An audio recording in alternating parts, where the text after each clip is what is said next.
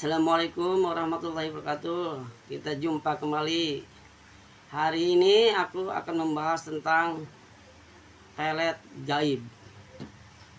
Ada seseorang yang terkena pelet gaib. Apa itu pelet gaib?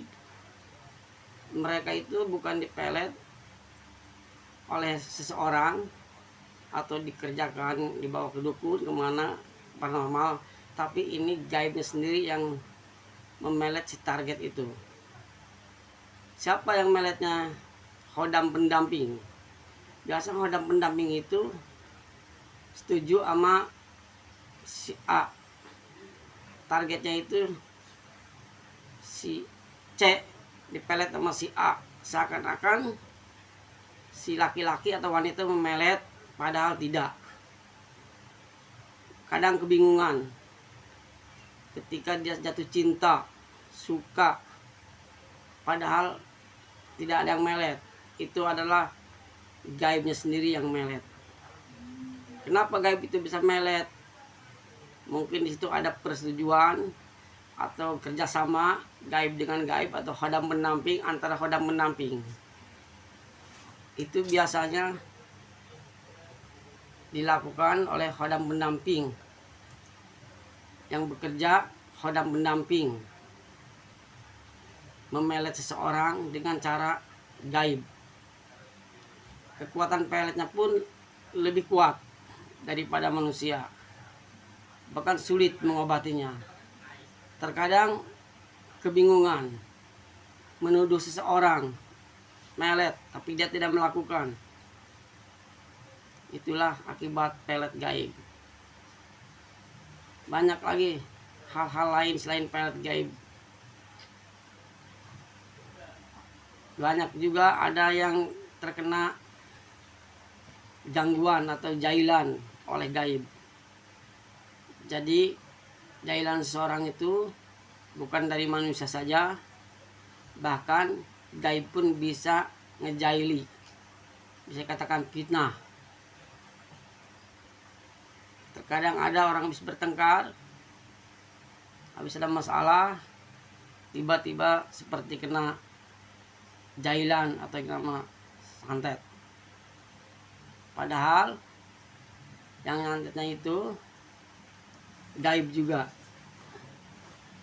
Karena kenapa dia bisa nyantet? Terkadang dia tidak terima majikannya atau yang dia dampinginya disakiti atau dianiaya, dibuat sedih, seakan-akan kita itu melakukan perbuatan keji itu. Padahal kita tidak melakukannya, tapi yang melakukannya itu gaib juga.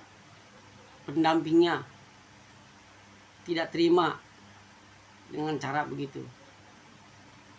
Makanya pendamping itu memang banyak fungsinya. Ada yang mengajak kita, mendorong ke tentang usaha yang sudah pernah saya ceritakan.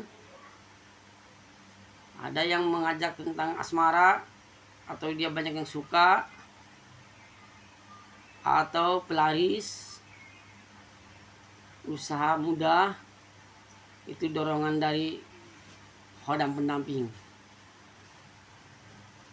Khodam pendamping itu bisa membuat kita sakti atau suka menguji kita dalam permasalahan supaya kita mengilmu atau berilmu. Terkadang khodam pendamping suka membisiki atau memberi insting kepada yang dampinginya agar dia ngilmu.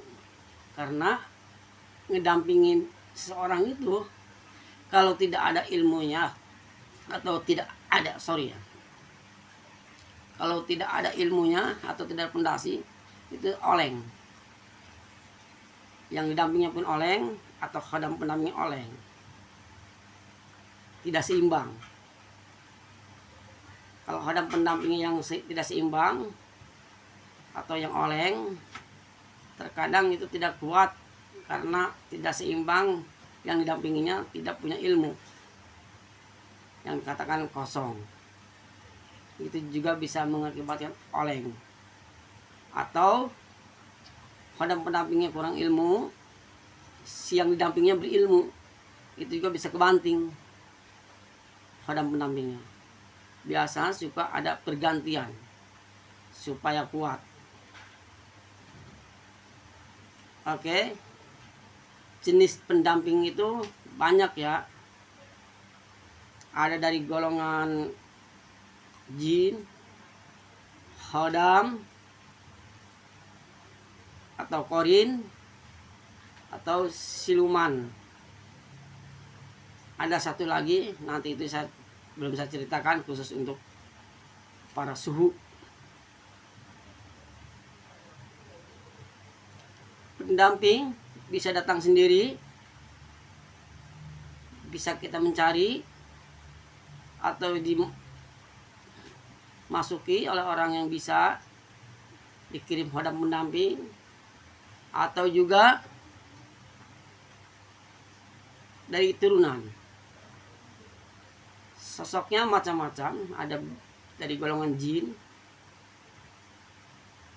tapi di situ masih ada, walaupun dari golongan jin, dari golongan siluman apa, bisa dikatakan ada dalam pendamping jin kafir atau muslim. Biasanya kalau didampingi yang jin muslim, kita tidak terlalu panas energinya, tidak membisikkan hal-hal yang negatif. Tapi kalau didampingi dari golongan gaib muslim, itu dari gaib kafir, itu panas energinya. Terkadang suka selalu beringas, galak, tidak karuan, karena didampingi dengan yang tidak baik, tidak menginstingkan tentang kebaikan. Kadang bawaannya minum, judi, ya main perempuan yang kira-kira merusak dirinya,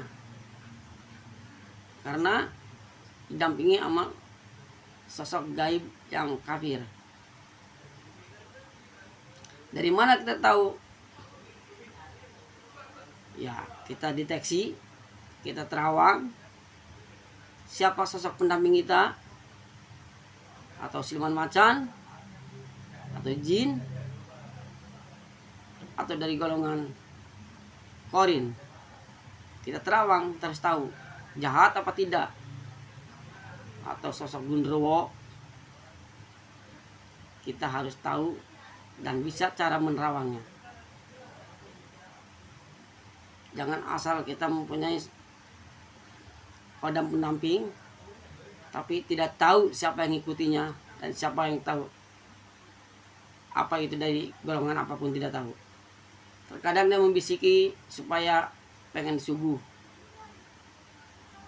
kita memberi suguhan, seakan-akan nurut, patuh sama dia.